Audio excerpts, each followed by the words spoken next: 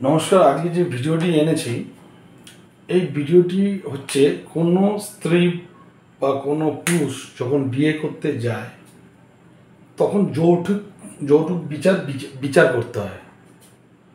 তো যৌতুক বিচারের জন্য 26টা কূট থাকে।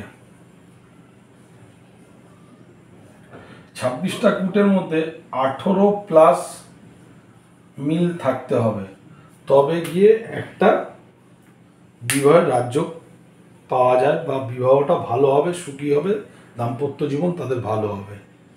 তাহলে 26টার মধ্যে 18টা মিল খেতে হবে, তবে গিয়ে আমরা বলি এই বিয়েটা যৌতুক বিচারটা ঠিক আছে। এই 26টা কূটের মধ্যে আজকে একটি কূট আলোচনা করব, যোনি।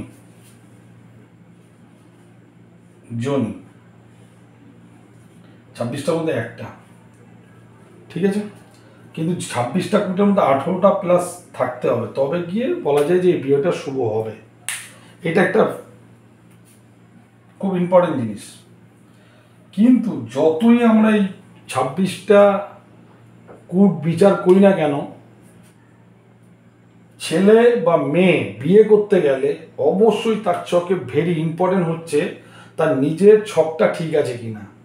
যদি নিজের ছক ঠিক থাকে তাহলে আপনার বিবাহ অবশ্যই ভালো হবে। আর যদি নিজের ছক যদি না থাকে, ওই যোনি মিলান আর 26টা কূট মিলান তাতে কোনো কিছু যায় আসে না। যদি নিজের ছাতাটা ফুটো থাকে তার জল তো পড়বে, তা পরের ছাতা দেখে লাভ নেই। তাহলে আপনি বিয়ে করতে যাচ্ছেন, আপনার ছাতাটা দেখুন, আপনার ছকটা দেখুন, আপনার ছকটা ঠিক আছে কিনা, এটা হচ্ছে বেশি ইম্পর্টেন্ট। কিন্তু তথাপি আমরা 26টা কূট আমরা মিলাই, তার মধ্যে 18টা মিলতে হবে।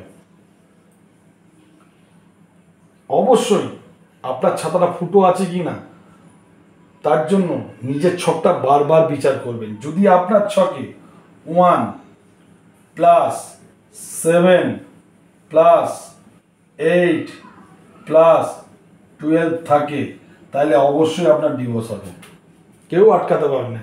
সে 26টা কূট মেলান আর 18টায় মিলুক কি 26-26ই মিলুক, এটা খুব একটা ইম্পর্টেন্ট না। ইম্পর্টেন্ট হচ্ছে আপনার নিজের ছকটা দেখুন। নিজের ছকটা যদি ফুটো থাকে তাহলে প্রবলেম। যদি 1+7+8+12 হয় তাহলে আপনার ডিভোর্স হবেই। 1+7+8+12+6 হয় তাহলে আপনার যদি ছকে থাকলে তাহলে আপনার হাজবেন্ড অসুস্থ মারা যাবে।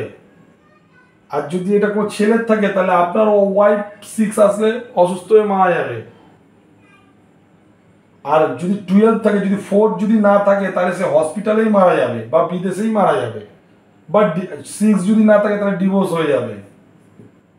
সেটা যদি রবি থাকলে তার সরকারিভাবে হবে। তাহলে ইম্পর্টেন্ট হচ্ছে আপনার নিজের ছকটা সবচেয়ে ভেরি ইম্পর্টেন্ট। আপনার ছকে দেখুন এই সূত্রটা আছে কিনা। এই সূত্রটা থাকলে যতই আমরা 26টা কূট মিলাই না কেন, এই ছকে যদি আপনার ছকে যদি এই সূত্র থাকে, আপনার বিয়ের ডিভোর্স, ছাড়াছাড়ি, গন্ডগোল, লং টাইম ধরে ডিভোর্স ঝুলবে, অনেক ব্যাপার থাকে। তাই নিজের ছকটা সবসময় বিচার করবেন। আর সবসময় বিচার করুন, যাই করুন না কেন আমাদের জীবনে সাপোর্টের প্রয়োজন আছে। যদি এরকম সমস্যা থাকে মারুন সাপোর্ট, আপনারা ঠিক বেঁচে যাবেন। ঠিক আছে, তাহলে আজকে আলোচনাটা করছি হচ্ছে 26টা কূটের মধ্যে একটা কূট নিয়ে আলোচনা করছি, যেটা হচ্ছে যোনি। কোন যোনিটা কোন যোনির শত্রু। মোট টোটাল হচ্ছে 14খানা যোনি আছে। 14খানা যোনি আছে। 14খানার মধ্যে 14খানায় মিত্র, 14খানায় শত্রু তা না। কে কার শত্রু এটা জানা উচিত।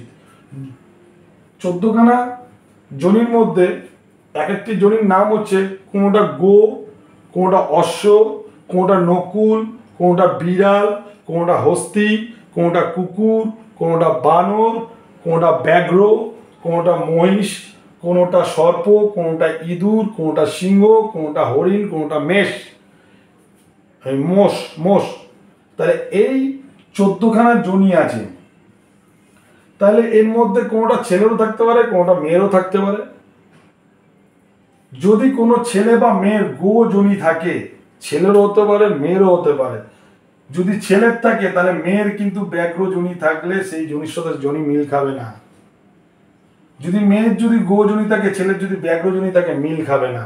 তাহলে গো যোনির সাথে ব্যাঘ্র যোনি হচ্ছে শত্রু। তেমন অশ্ব যোনির সাথে মহিষ যোনি হচ্ছে শত্রু, নকুল যোনির সাথে সর্প যোনি হচ্ছে শত্রু, বিড়াল যোনির সাথে ইঁদুর যোনির শত্রু, স্ত্রী যোনির হস্তি যোনির সাথে সিংহ যোনির হচ্ছে শত্রু, কুকুর যোনির সাথে হরিণ হচ্ছে শত্রু, বানর যোনি হলে মোষ যোনি হচ্ছে শত্রু।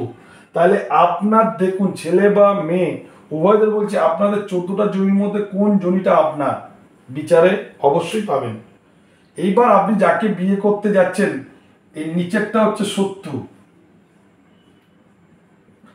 এটা শত্রু, এটা শত্রু, এটা শত্রু, এটা শত্রু, এটা শত্রু, এটা শত্রু, এটা শত্রু। তাহলে যদি যোনির সাথে শত্রু মিল হয়, তাহলে আপনাদের একটা বিচারের কূপ কেটে গেল, 26টার মধ্যে একটা মাইনাস হয়ে গেল। বোঝাতে পারলাম? এরপরে 26টা আমি আলোচনা করব, অবশ্যই জটুক বিচার আলোচনা করব, তার মধ্যে একটা আমি আপনাদের দিয়ে গেলাম। ভিডিওটি ভালো লাগলে লাইক এবং শেয়ার করবেন।